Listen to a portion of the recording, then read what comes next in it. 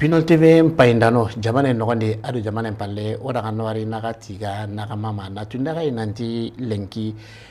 wa Pinol TV nchoninka emission kama ogati kebedanga ni Soninkara Dambe angana mo akenna soro nyamar nikati hisirenye na soro katabaka hiburenga salo bicharo sehendi ona setane katabaka ogolu kono ne nati auzubillahi minash shaitani rajim na salli rasulun kama muhammadu akenya no kayfa hananga na kayfa lagare nyani ona barkan tawni allah da no sarna yugo kudo sarna ya ko tiga allah ga do sabu serembu yukumbe nudi lenki platon kama hora kimne nya o warna wari kebe ser sankinte etike platon kama na sababu nya oda wadome wakati ndamiju angara ngari oga mali serenga nankere wakati so platon ko kama akite anyime daga mogonya de sabu o watu nanti to ko yugo namma anga kari na tagandi ando soron na ganta sirono manga tampi nya dabari nangiri maga dingiran ko inalli o golleran ko akote nya de kembere ngasa o gara kende nya waga yagare kebe ona awara aymeni itogonko sala bicharo sehenno ni mara nyagare gorbine otanda assalamu alaikum wa alaikum salam rahmatullah togondo jammu na mbugumina harandani soro gono gantu kasor kurma nyana Pinol TV payni wakati su yo kembere nga nandu ko ni dangani geto nyame magasa na mbu fallu commune Fallou commune nogondi précisément jige jariso voilà mbakano me bamako eden taw dingira nge mutongo jelbuga voilà ngenda kasula mu do mede o mare ngare ke akento nyani nyame ajamuni magasa kagore ngare nyani awabaka Fallou angana mo Fallou lambala kanyani yo ati de benni jige jariso ay alla danya o tamaki nya jige ga Fallou ora nongari wakati mbogara festival mama dariko yagara kura kore kay ora gorobone kenyu do me toile ma okeri erenye ona tanda bismillah platon kama lenki e wakemrenga oro kanene kayde e wanyame ogara ankeri kebe lenki na tuindi soronga sananti o maga har kebi o amundana jage halle honne kenga ko ni yala halle ampasu kane ba halle ni kanga ko ganninga o amundana jage katikunga honne yo lenki daga mo kema sirwa ba iki daga moke a masuro honne tijani salongi la kelono diga menu o Pinol TV mpainda nun sukunyini ado mari mun sonu kun so kaumante wala do mun sukunyini bo o koni keta sa o mungu o da hokasi gabe wara o to todo halleya madama kenya haiga ro sankindi kilo kuya bari ala marime anga mungu ambuguranga anga udigana nukube wajiba ngo sankini kile voilà alanto o sankini kilendi kenga ko nena nti okuga gerno kobe o amuna na nonto o hakerende baronta muna na janke kilendi nyame lenki temme be go maga onati o tago kanenga ni kebe onati yawu adi ikololonu angana mu yawu no ko sire ngadi no ko bore ngadi no ko ni gonu suruni no ko ni gonu bono maga o kamuna ni telewondi yo kemre nga temu ni kenya kagara mu nanti yawu yame yawu ni meni mania o to nanti agara mo nanti kagorta sonika goro nyani awa yawu lenki lenko kumaga o yawu nyana hibeta keni siruhilli yagare aro yugo kungana kahuma meya otini kunyala otini kenyala ti yawu voilà donc ana pare yugo hile ranta me yagni yagaru hile kabe ganu kulanta me yagni nka yugo do yagare o kunya kini meya islamenu na sera ya manuna buga sera habuna buga sera nanti ku seru hilani uda akanu unya mera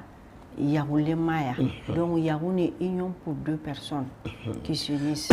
union pour deux personnes qui s'unissent kamga jargo ide agana to nanti ewa sonika kan kendi ngodo na ko ko kan ko mo ati babun kan bana bana go be no gana bugari ka gore yagare ke ayala la duna yala botu babun kan ke kenyugo roye golle ke no gonde kamago jarage tay atangara bugo yago kenni soro hilin kini me soro ko hilin gara hata majati yo ado yagare kenga ko nan dona islama on kadro lo ngani yugo hilin ranta yagani me yagaro hilin ranta yagani me maganya islami nunan taka do me na saro no pinu lungun kama ya lemu pili lungun kama kana kini me ewa kenya dangani yago ewa kimrenga odani yago ngana dabari iti yago sire ngadi yago bure ngadi nyame anke lawa alla kellono yagudi gatini kebede yago sire nyimme ba saro no ngena kini me kaketa kenya go sire akitene kamo bodi alhamdulillah rabbil alamin pour fonde mo foye voilà ya alhamdulillah rabbil alamin bo yagun kenke am kon ko ten wonne ci jani bari linkile mu oto ntamu nyuno voilà oto ntamu nyuno onan taw bari yagun me gana kanda munye aru sabaru nyane an bari ne duna me anga munda na hila kami na higabe fami na higabe wari an bari ne donc ken sababu di wa ni ora khela di honne na explication keni sorunga honne una famine ya musire anga yagemu alla gana ngemu de yagle musire nga aga na ngemu de alla kanana nga angaba alla magandi ne amo ya musire nyana fara na hito me kaldunya igondo ya gare voilà ya gunyi me gana kana aga fwa ya gasiru hilifo aga na ya nya équilibre nya voilà ago balance ko ago mi balance fwa nya équilibre nya ya gare no yugo naga me aga na ho kalenga na puanga na koto bane ngata fighting wori no bonne manka misungo gele no ken no kwaya donc higabe wo nyana higabe woni kenya no woni bo wati di won nyana aga la hibenya yagari ngana kebe nyanga ga magemu akhira na taunde ana kada karsa ke diga mu kan talinge dan talinga bala ga suru hilani aga suru hilana nyagu ya malgré que famille kutu kabila kutu so sere na ya anya be so ala baro so ni kan kan ko ngana yagita anda kabila so ya mais a si passement ke woni fondation ke woni kenan ke ndo yugo ni aga na suro awanke nyagare ka nya tigene de aga masuro ka anyagare anya njara gene nka ya usire nkoni o habanu kana yugo kana gana sigi usigiranga anga bala magani ne anta nyingine bari yagare o hakrena logo wati gabe o hi gonu nyana nka ngutiniti wojiginoya ka baga jigoya alla mero tagano nyake mugai kempale alla kenga iti yugo la maikata ya galenya gidi bani hilo siko no ka me o hakre ka nande hawode voilà awa aga ganai aga gada famu nanti ya angara mo nanti ya galem pili ya usire atike na kana to me kannanye kenga ko ne nanti mara nyagare ke awa ino tongo ya ku daga mo sirende gellandani igo gana setu yagare na yanka yagare kana setu yugo na yanka kati kape mo sire aga na to nanta kana balance nye babu suni jon kotondi alla nta peze ne tete sui yo kemba katenga yago kya gemme ana ko nanti harandani yagarunga ewa alla mega na kala mbundi o ko yake ngai soro koruku aga bugu yagarun koruku wadi aki aga point fort ni kanga yagare ko nan sabare ne ati illa yagare su gadi angara mu soro koruku be ga linki o gu togon ko ni duna su gu togon ko ni president korunga no duna su gu togon ko ni duna su ti linki ti Nelson Mandela malgré que a fatin kal be su ti ake duna su comment on appelle Assimi Goïta linki be su wa togon ko ni tatino mania amara ko tai wa to fana Kenya tu amara kuta iwato yagaranga tantanya nanga linki kentanya ninge kenta koni anta suronore ankana yakunya no koni feminist nun koni wono linki ubu umurutinte ngo kamana yagarumbu murutinde yagundo hida manunga nka kilesireti odo mama nudo kogon waru kilebe kama keni daron taunye ana yugo ndaronwa angana yagundaro angana yugo ndaro ana hitto kona kotai anyime anakentono anakenyiga len kore suntano tanto ngo duna marana ube angu duna marana amara kotai wato wala gella nani amagara kota to lemona inana hankita angri sehene nanti yagare ken nan ko munyine iti kenya dangana yagare jire anaho kanya no nchara o gana ngare nanti gemmambala wangira ko no nanti yagare na munya yala yugu ku diga min tam magana ko no yugu ku dangal parce que yugu no kanu ngade yagaru ku ga munyi mo kunyu ku kanu nga imaranden ko tenye angara dunya mo ndambe sudi andi alla ndai marna kan diga min amaka ti kunyu ndambu wani re menyane anga miri na ya uke rokota ya gareke mundu kota anyi megara tampie benya yugo no nga ya garu yugo no na wokino ya uyu gwa gohe harudu kalisi untakitana nga gikeke aro katike be gono ken sababu o kenya gare kitana ke yagari bane mun de gare nan kinan kenga kengi ke barke ni kuba an kuntono na kenya gari bane mara yugo ko an chabare ni lenki wo sabari na gani nga ya munyi yagaru maga me lenki ya ngeme koni vision di ngari mugondi ana yugo nyama ya yugo nyama ma yugo nya chabare ni kita yagari ngabe wono lenki gani nga unyimunyi ni me lenki lenko go kiebili ya yugo nya chabare yugo nya bari ho gati lenki tanta sabari kenya gare mura awada nanto awada ida hanga wora hanga no awada lenki yagaru no tantu magani tanti magani no imbelanta jilanta tawno namuro ijondi non pas du tout hein pas du tout parce que facteur nu gono anguno nga ay garni ya ko kenya na ko tabe ho ganyi ta gono na miri ken ko tanga bonondi den tarni besu gani bugurantu bonondi den tarni donc yugo ko fokun sigu sigira yan angaranta kebe nyana angaranta ho laidun timandini maka wutu bari lenki yahu asunya natanye o imotini yahu nyimeni natanye kad nata be gane kalsi nata ite anwo yagare nyagini walma anwo yugo nyagini te nata be araw lensire sarananda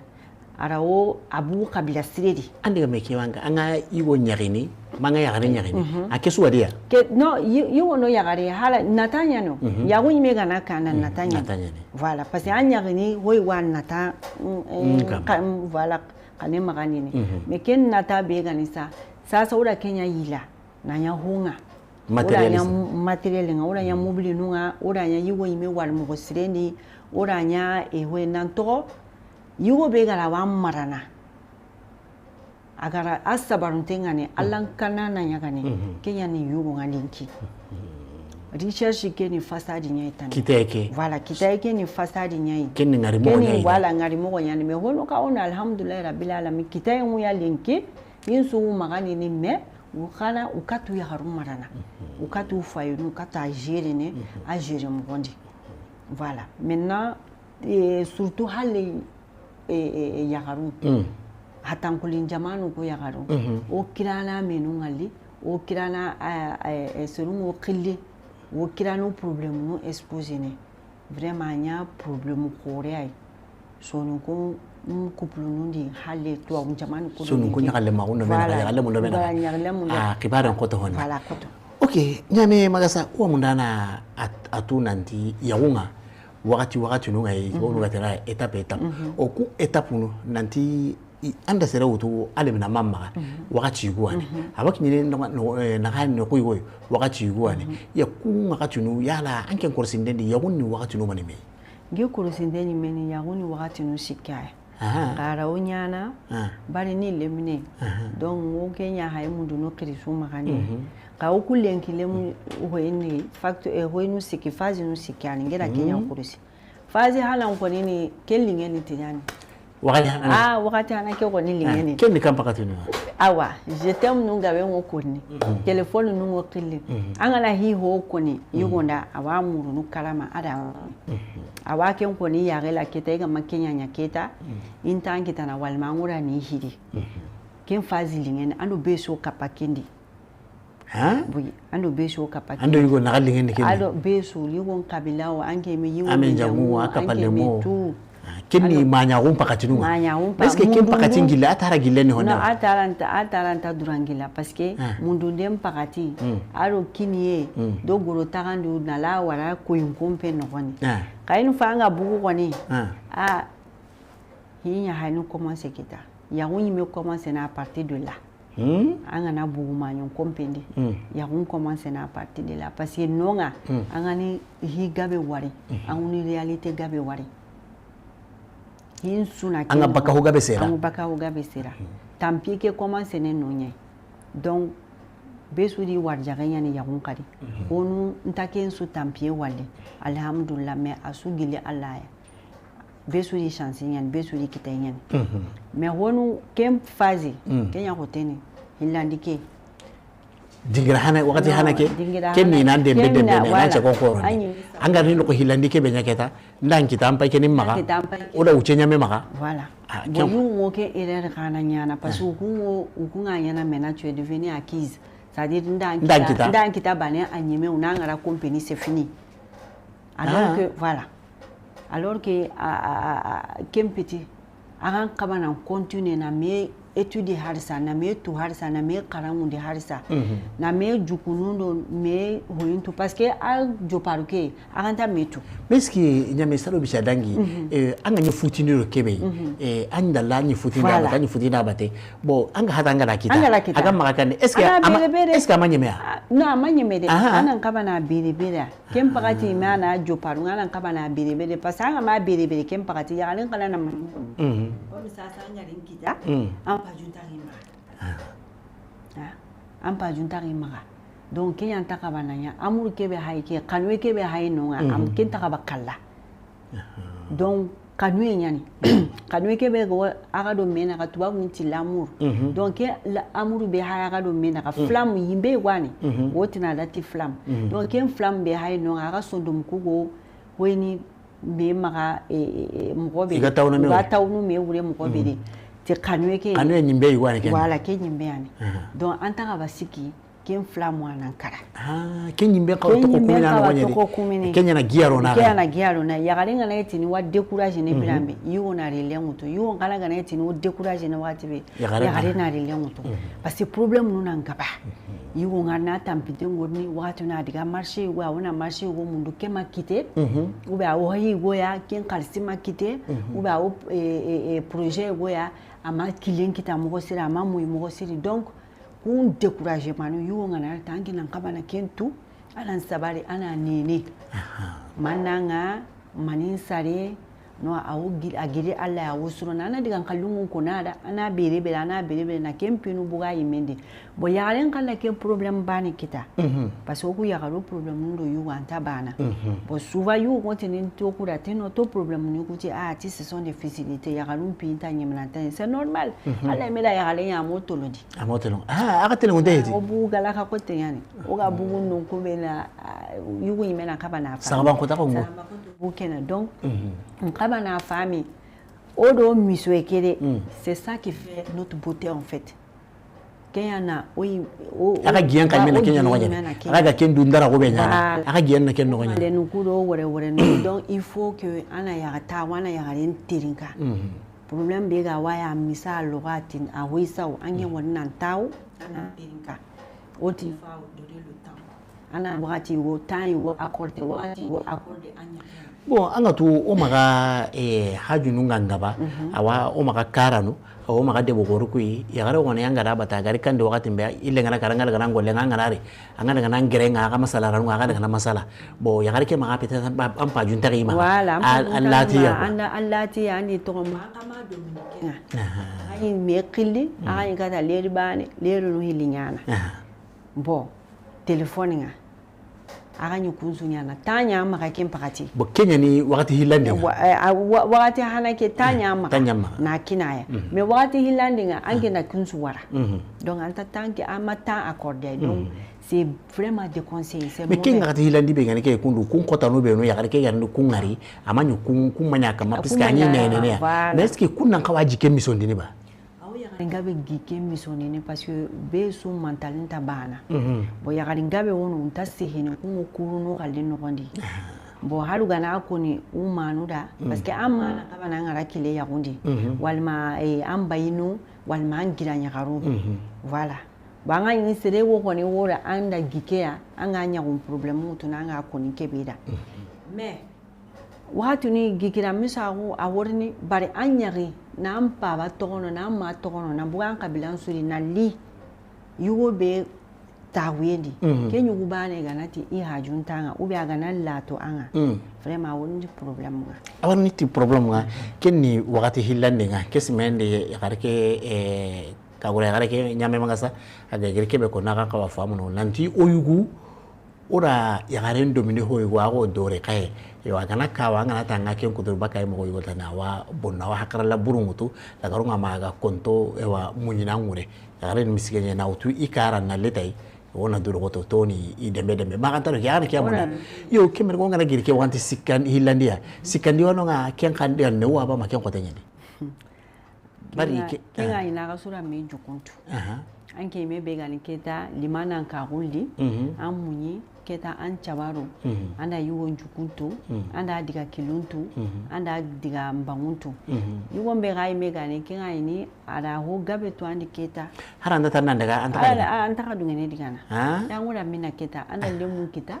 ya wotini ina no ken ko ni aga wa ku ten so ayana timi keta ewa kibrenga harkebi o amdana twindi nanti sonikara dambe bera na me ya mari kati isirenga na me kaba hiburanga nyame magasa o ganni nyagaran kasoku o mamanu ikunyi yagara gutu ini yagara gunda barni ini jare ne jare mo gonchirenye wakati so ngani ngari ikotenye mani sekrenye maga angani ngari wakati su antini manyo ni mi kum problem isekrenye kanga sekire duramata na mayu maga ura yagara gunya wara kane ura yagara untu yagara unga ni kebe umasanga yagara undi umasanga tu yagara unga umasanga tiduya bara manyonu ya nyokunga kalen ko kuro kitebu dure gani nga yagaren kase hotana maya agana danga nga sesa gongo muguntime ala usulantime yabo tanun jabintengo halala ya oni tini modeli wora ti bedi kambani yaboke ali bedi kambani kata tanun pinante wakati so kembra na batante karte kana ken dari take kembra nga na war to hunu nyankenten kule kala nyankenten kule jigine la même chose imasanga anga to hari gongomguma yigoni nonga inasiti inkolangana wakati suiti mele asuni na time ke akata tima bure ke akata bari yagare ando tima linge yankaba wakati su ankina me bura ankina ntakaba na tima bure nyime santi wa antaka kentu nande ntakaba na kin ngarani yo kenno tantaw ni rini kati sasa ya ko ngageli ganni nyagaru ngogati daga ne bravo yo lenki yagaru kesima na kaswa kenno godede uswo ken aka kana kamo aka yagara ko mo gonde lenki aka daga mo ni kan o ku generation ke bono sisa tijani abono bari osuto watu kerezo soso ke imero osuto watu nantoka ngara tu mugo yagani kasuku watu dinoide watu dinoya boketa o bara tentono kunga nukun kaluntu o bara munyinu wure nan chabaru wure no kaluku tu na kawo kaluku okuna taulinki ontaw okuliti hita nanunye odu kaluke utu ontaru kalike ontaru tubabu kana kalunga atankulun kalunga donc finalement ora sun koloncho meri adika no hiri tawe mo buri nga adaga no hiri nyame o ya nga ilenki ya kan bane ga yugo maga magara nga nyagaro hili siki babe sunati yake ni ilabonya lingondi ina yugo ke chiyen kutu ya garu ku keta ile itu yugo no utu kunyitu lenki gaga kana saka no kuni eske kololo wiyaba kololo nta to ka kono sorga kada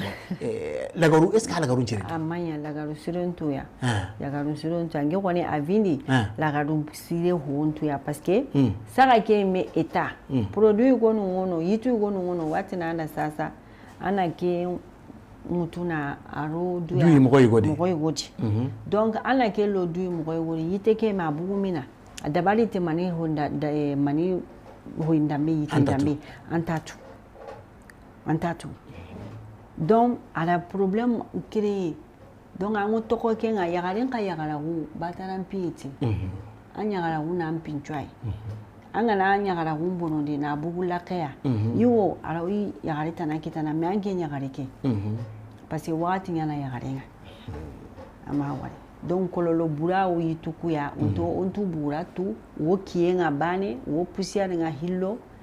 alors kasuma ni menyanu magandi nino onta bugura to onta dabarlatu sahandi ndambu ngonu ngai ai wonu kamandi ni vraiment har uranta karana voilà gilla gana ni kunyi to ngoni gana yigara basi kinya lenki ya garenga nkesi mene ya garencha hantenta no lenki le nyame yani cha hantenta no surtout watebe watenarati lemnampo walma infection ke tuba ngane infection lemnampo onu titi corona joli kenda kantan kala lenke ala kantan kala lenke e wanyame yala ke kungati ndambo o ay tunga kitene o imemaga o hatambini nyitukudi anke ntu aunga kende nanti ewa arwa haju suru si awu kitene o hatambini nyitukudi agabe ngona awu kitene ka fana kinya tuananya ibe ga kinanga parce haranga na wale social nuku kama linki o imenu lemna duru o astutu ngonu kine sadro woti ke yite ke to ana aro gina bani ndi ana awarindi ana nyakuna bo nan to yite bonondi yite wa yite bonondi ama yite bonondi yite wa yite la ko sono kwa angara girindi na anyana haju besuro ole kana kempa jusuro awu bonondi awoni bonondi nya wala kempa la yitu surungu no hatambini yitu ndi anga wutunu awanyemene na kenkali wate amitu na koto bo agana laga kundo angana yite hananu mutu anke maha ahaso anyeme me tandis ke amurwa me wate ke me meke aga an koreke foka amakara foka na kenya kari voilà donc anda nga kana foke siru aga suru hili agan jari yugondo ya gari fa agan jari ken nanda nya kemba ni aga me aga na itayunga aga iketa ala ganda itayunya ga aga su anjari ni aha nanyi ke bani haran nanya kan tadunga na kasun ka jara ara sun ka ba jare balaga ga majari do manta anta su tanyi nyame magasa o ya nga kandalem parampare yoy o ya nga hoyi gono ano gondi yana la kelo no kuli kuga ni kebe iba awa ku woni ni o ime ya garunyito bari ngeme hayo hikasenya na lingera hukuruma talingera maligero ku hikuruma nyana anga ne lenkile menanye kani lenkile gani mo ko gani mo ko lingengeda ndo ya garan kasun kahu ndo yu kasun kahu donc dalu nusu imana ku kinenga ali nyime na gani sitien kasasa le garu wancho ngodi bokenya ni keta o garu dabari na nya o lenkiremu sagunga na modernize na adabari na kitima kanyila na nya daga mo yigoni na nya lenki kebe ga haju suru kebe ga haju suru voilà ewa kebe ga nike kundu ke incha nya ga ngai désir bay nyame keni mania bo désir bay nyame ke kene entre nyime hoyen tokonga o gara to yabo o gara to beraya keni kenga ka ke yite kena watenga benya jarana ke kundu ogara sehilem nampo be kama sasa kinga kinjarana awahari ya garu be ganai nanti unta yankinde ngali mugo siri ay wahari sare on koto hunuda bo ken su jarana tike yite yabo kite woni yugo wawtunu ya gari wawtunu kinga kweni nanti mare nyagaro odo ewa kemberenga kebe ga plato ke kama nyame magasa plato nje ka bane ti jarana na hore nyane yo kemberenga nda hoyi ona ari meren kachan kamundo so be ngana hajai bari lenki hata minara o hajuna jarande posirenya ewa kubanu galla wala kelo no kundo bana kunyu gonu utanki tendi na ko woni beso ke tuketa kene o ya garu kamarenga ala ke yite ke woni ke o hibe surono yani serunga watu ntasanga na tike kamare ke kuno kamare nyana ya gari nyana liminenga kamare nyana o ga diga na amerika no ku collagen no ku be no ko kamare nyana ya gari mpaten no rondini na nchurundi ya gari kamare ngina antaka bana nyankaimi antaka bana nyanka du premier au premier an kamare nyanka wala awu higabe nyana infection urinaire ke awu ken gajana mode tête no ka awu ken hali karankote ala mako sunu ka kane kede ya mo yuma karankote awu ken ka surono bo hali comme on appelle ça stress ke so ni kangane stress sunno kote wala hata dun kalle ke wala hamni kote ke na yagale ni me dabari kamare nyana bo yugo no balla ya wotini yugo nyiteji na to yugo parce yite nyana bo kamare nga yile ne na ya hita na ibirambe o krisu kinga yini hiri junu mura keni hita na mura keni kunga na rai wakati be sansi momo au yile ne na li phase tane kempa le planting yani yite nyani itire me nyani yo kibe ga kimana harampare kunu keni mani kunu kirana ni ami boya o kenda bari ni kana ke warinde na mini ya gare ndo time ntakaba ya rindo timenta kaba haranga na ro joga no pakuto an kaba na mtwina titi ya garenya na mbu ya garenya ngona na kaba na kilu to do duyas wakati nchu amawali donc Kenya ni bo kala ni wate wono nga bambaran kali yani nga atogontu so ninkene ma atogontu ke ya garu wono unda sarenya nan sari lembani lemu hilli bo après ihinso courage nta ko yakari harudu kina no gana yu mundu no vraiment au koto no da anta awo yakara kunga sanki ya ko mi yakara kunga sanku ya donc kenya na kenjara tabarakallah ewa ke ti jura be gani ke kuno bo yi ke woni ke na kamari juranya ne ke bari an ma ke kita na warne ko mo len kulle mun gara ko mo be wanchon wanchonya nodi bora kenya alipton na manga voilà mena kena ho jura manga an ma ke kita ana ke wuto aro ke subani ewa kubutele manoka ke fare sallallahu alaihi wasallam rasul sallallahu alaihi wasallam asehe ke kama ke ni tamaronya ne ke tamarinya ni ke abaka maka tamare ke be gana to konti ajwa arini baka madina andari baka madina yu kase wa fare madina tamaro ke ni te ajwa hibenu ga watu tamaru binane tamaro ke me fare nga se aka sallallahu alaihi wasallam atanga na nyiru to huntu nyiri na hamiram pisus ponari kenya wa baka donc yu kase wa na ke gundon kenan ngara ro tamaro ke ri akyanga ke nduru ka warindini nami aga nanja ka watu ni ngaro kya kapame na kini surunga voilà ame bagasa kuitu su dangen palle anke lawa american ka cenko no soronda gelle serebe kana haja ngabari o ya ngai ampasandi ya garonya danga ne ka warni kinyanga american ka cenne kanga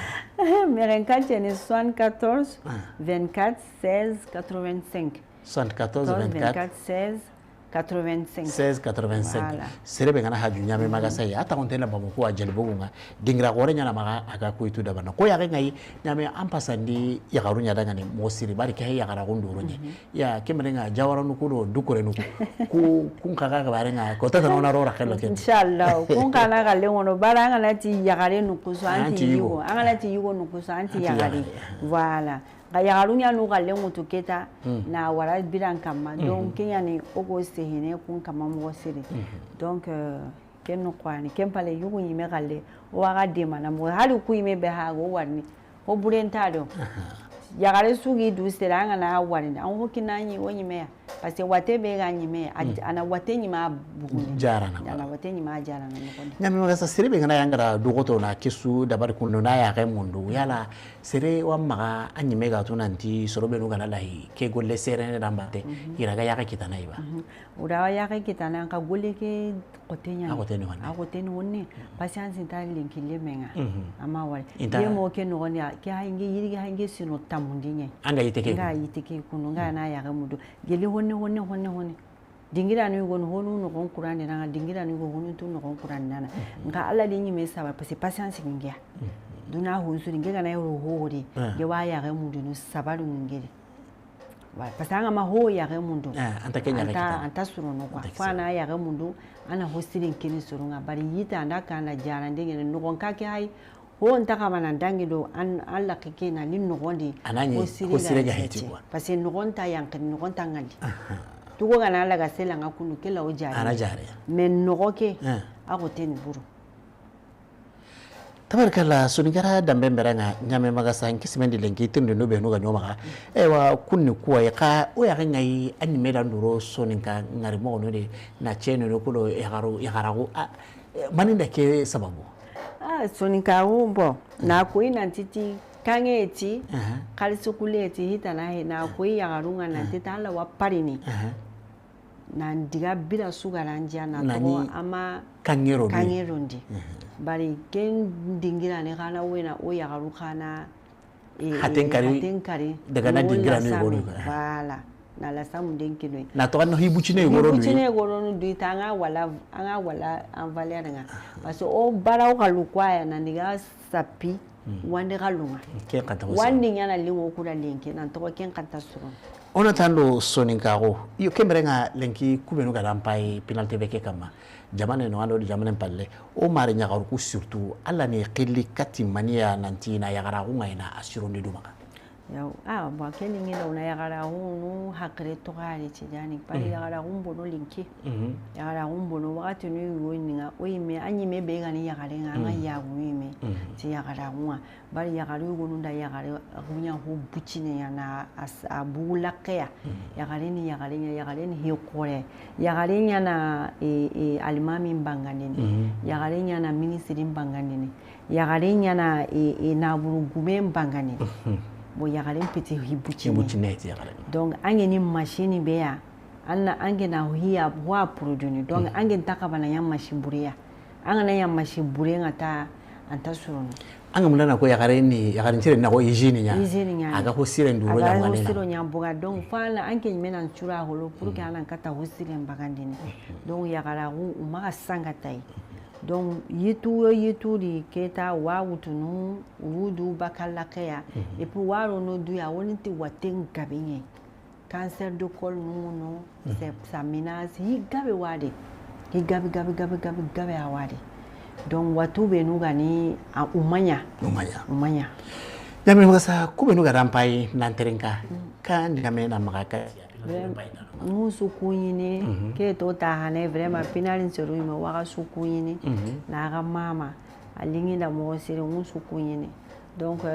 ke woni ani kaguro magasa ado Musa Balani maga andira plateau da bari re do me kan kunyina na maga kante vraiment wo kaguro kunyini na utuba ka ile maballi sire no ka ho makuti meri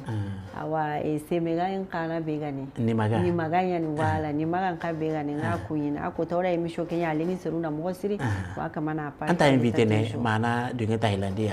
bara ko tankes mana na kwanga da batiyo bataro ga wodi arawa emission ora o me invite ne inshallah onari debata na wala parce que hakre yanka yani o kulen kile montaw bo malgré ko onta ora o me hakre la nuntu nona me ko hakre ona hakre yanka yunya parce que yagunu kuni kenye gabe woni me o décourage ne ti yanga wal winge kili me musse hene dubate ngana sigeta ngati ni likenya no yimendi wara donc anda ya garunde ma ke gole no gadi gole yugo nyime wati gabe winkili mudu usuru kinanu hoyne parce que hinsu ni sabaru faran sehedo mera parce que aga masedo me exisanu ko yiwo ngomiri ni awoti niti awa hilaga na ino kona tanke na ke nyawara nyukona to kempe ya halen kala woti ni yo